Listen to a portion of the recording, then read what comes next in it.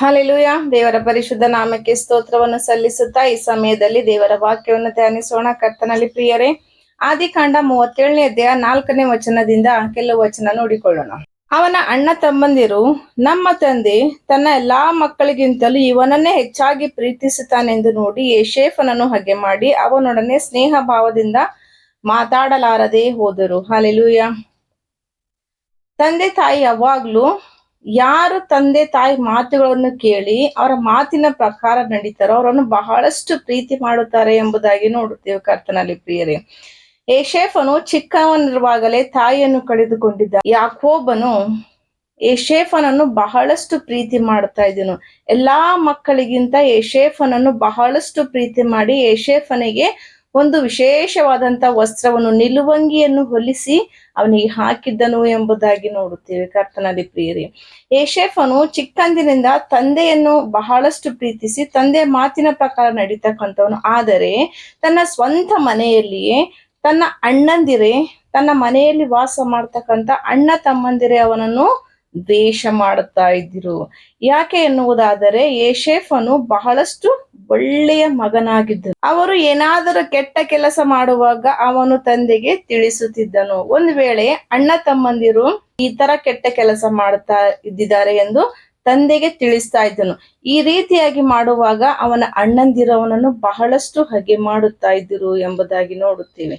ಕರ್ತನಲ್ಲಿ ಪ್ರಿಯರೇ, ಯೋಸೇಫನು ಐಗುಪ್ತ ದೇಶದ ಮೇಲೆ ಪ್ರಧಾನ ಮಂತ್ರಿಯಾಗಿದ್ದಾನೆ. ಆದರೆ ಅವನು ಚಿಕ್ಕಂದಿನಿಂದ ಹೋರಾಟಗಳನ್ನು ಮಾಡುತ್ತಾ, ಅನೇಕ ಶೋಧನೆಗಳನ್ನು ಜಯಿಸುತ್ತಾ, ಅನೇಕ ಕಷ್ಟಗಳನ್ನು ತಾಳಿಕೊಂಡು, ನಿಂದನೆಗಳನ್ನು ಸಹಿಸಿಕೊಂಡು, ಅನೇಕ ರೀತಿಯ ಶೋಧನೆಗಳನ್ನು ಜಯಿಸುತ್ತಾ ಆ ಒಂದು ಸ್ಥಾನಕ್ಕೆ ಬಂದಿದ್ದಾನೆ ಎಂಬುದಾಗಿ ನೋಡುತ್ತೇವೆ. ಕರ್ತನಲ್ಲಿ ಪ್ರಿಯರೇ, ಯೋಸೇಫನು ಚಿಕ್ಕವನಾಗಿರುವಾಗ ತನ್ನ ಮನೆಯಲ್ಲಿ ತನ್ನ ಅಣ್ಣ ತಮ್ಮಂದಿರವನನ್ನು ದ್ವೇಷಿಸ್ತಾ ಇದ್ದರು. ಮೊದಲನೇದಾಗಿ ಯೋಸೇಫನ ತಾಯಿ ಚಿಕ್ಕವನಾಗಿರುವಾಗಲೇ ತಾಯಿಯನ್ನು ಕಳೆದುಕೊಂಡಂತ ಮಗನು. ತನ್ನ ಸ್ವಂತ ಅಣ್ಣಂದಿರೇ ಅವನನ್ನು ದ್ವೇಷ ಮಾಡ್ತಾ ಇದ್ರು. ತನ್ನ ಅಣ್ಣ ತಮ್ಮಂದಿರವನೊಟ್ಟಿಗೆ ಸ್ನೇಹದಿಂದ ಪ್ರೀತಿಯಿಂದ ನಡ್ಕೊಳ್ತಾ ಇರ್ಲಿಲ್ಲ. ಸ್ವಲ್ಪ ದೊಡ್ಡವನಾದಾಗ ಅವರಲ್ಲಿ ಅದೇ ತರ ದ್ವೇಷ ಹೆಚ್ಚಾಗಿ ಅವರು ಅವನನ್ನು ಒಂದು ಗುಂಡಿಯೊಳಗೆ ಹಾಕಿ ಅವನನ್ನು ಸಾಯಿಸಬೇಕು ಎಂಬುದಾಗಿ ಆಲೋಚನೆ ಮಾಡಿದ್ದಾರೆ. ಅವನನ್ನು ಮತ್ತೊಂದು ದೇಶಕ್ಕೆ ಮಾರಿ ಬಿಟ್ಟಿದ್ದಾರೆ.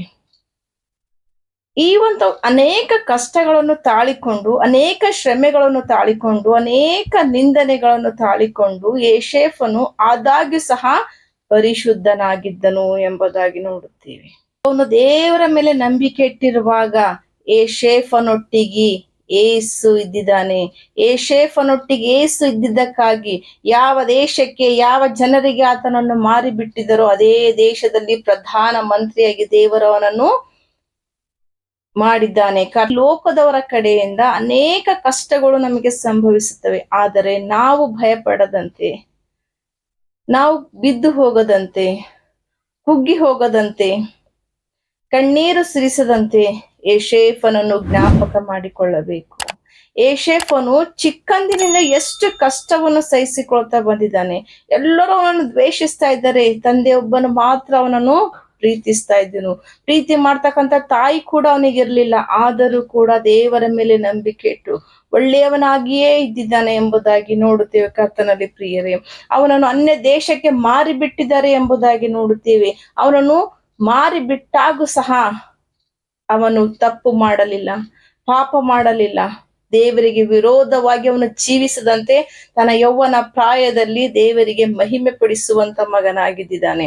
ಯೋಸೇಫನು ಯಾವ ಕೆಲಸಕ್ಕೆ ಕೈ ಹಾಕಿದರೂ ಕೂಡ ಒಳ್ಳೆಯ ಮನಸ್ಸಿನಿಂದ ಒಳ್ಳೆಯವನಾಗಿ ಮಾಡ್ತಾ ಇದ್ದನು. ಅದಕ್ಕಾಗಿಯೇ ದೇವರು ಅವನ ಜೊತೆ ಇದ್ದು ಅವನು ಮಾಡ್ತಕ್ಕಂಥ ಎಲ್ಲಾ ಕೆಲಸದಲ್ಲಿ ಅವನಿಗೆ ಸಫಲತೆಯನ್ನು ಕೊಡುತ್ತಾ ಇದ್ದನು ಎಂಬುದಾಗಿ ನೋಡುತ್ತೇವೆ. ದೇವರು ಯಾರ ಜೊತೆ ಇರ್ತಾನಲ್ಲ, ಅವ್ರು ಯಾವ ಕೆಲಸ ಕೈ ಹಾಕಿದ್ರು ಕೂಡ ದೇವರು ಅವರಿಗೆ ಆಶೀರ್ವದಿಸುತ್ತಾನೆ, ಸಫಲತೆಯನ್ನು ಕೊಡುತ್ತಾನೆ. ಆದರೆ ದೇವರ ಆಶೀರ್ವಾದ ಹೊಂದಿಕೊಳ್ಳೋದಕ್ಕಿಂತ ಮುಂಚಿತವಾಗಿ ಬರ್ತಕ್ಕಂಥ ಶೋಧನೆಗಳನ್ನು, ಕಷ್ಟಗಳನ್ನು ಸಹಿಸಿಕೊಳ್ಳಬೇಕು ಎಂಬುದಾಗಿ ನೋಡುತ್ತೇವೆ. ಯೋಸೇಫನು ಪ್ರಧಾನ ಮಂತ್ರಿಯಾಗಿದ್ದಾನೆ. ಆದರೆ ಹಿಂದೆ ಅವನ ಹಳೆಯ ಜೀವಿತವನ್ನು ನೆನೆಸಿಕೊಳ್ಳುವುದಾದರೆ ಚಿಕ್ಕಂದಿನಿಂದ ಕಷ್ಟ, ಚಿಕ್ಕಂದಿನಿಂದ ಸಮಸ್ಯೆ, ಚಿಕ್ಕಂದಿನಿಂದ ವಿರೋಧಿಗಳು, ವೈರಿಗಳು, ದ್ವೇಷಿಸ್ತಕ್ಕಂಥವ್ರು, ಅವನಿಗೆ ಅನೇಕ ರೀತಿಯ ಶೋಧನೆಗಳು, ಕಷ್ಟಗಳು ಬಂದಿದ್ದಾವೆ ಎಂಬುದಾಗಿ ನೋಡುತ್ತೇವೆ. ಅಂತ ಶೋಧನೆ ಬಂದಾಗೂ ಕೂಡ ಆತನು ಯಾವತ್ತು ದೇವರ ಮೇಲಿರ್ತಕ್ಕಂಥ ನಂಬಿಕೆಯನ್ನು ಕಳೆದುಕೊಳ್ಳಲಿಲ್ಲ. ಕರ್ತನಲ್ಲಿ ಪ್ರಿಯರೇ, ಅದಕ್ಕಾಗಿಯೇ ನಾವು ನಮ್ಮ ಹೃದಯದಲ್ಲಿ ದೇವರನ್ನು ಸ್ವೀಕರಿಸಿ ನಾವು ಒಳ್ಳೆದನ್ನು ಮಾಡುವುದಾದರೆ ನಮಗೆ ಕೇಡು ಮಾಡುವವರು ಯಾರಿದ್ದಾರೆ ಎಂಬುದಾಗಿ ವಾಕ್ಯದಲ್ಲಿ ನೋಡುತ್ತೇವೆ. ಕರ್ತನಲ್ಲಿ ಪ್ರಿಯರೇ, ಯೆಹೋವನು ಯೇಷೇಫನ ಸಂಗಡ ಇದ್ದಿದ್ದಾನೆ. ಯೆಹೋವನು ಯೇಷೇಫನ ಸಂಗಡವಿದ್ದಿದ್ದಾನೆ. ಅದಕ್ಕಾಗಿ ಅವನು ಕೈ ಹಾಕಿದ ಕೆಲಸವೆಲ್ಲವನ್ನು ಸಫಲ ಮಾಡಿದ್ದಾನೆ ಎಂಬುದಾಗಿ ನೋಡುತ್ತೇವೆ. ಯಾಕೆ ದೇವರು ಯೇಷೇಫನ ಸಂಗಡ ಇದ್ದಿದ್ದಾನೆ ಎನ್ನುವುದಾದರೆ, ಯೇಷೇಫನು ದೇವರಿಗೆ ಭಯಪಡುವ ಮಗನಾಗಿದ್ದನು.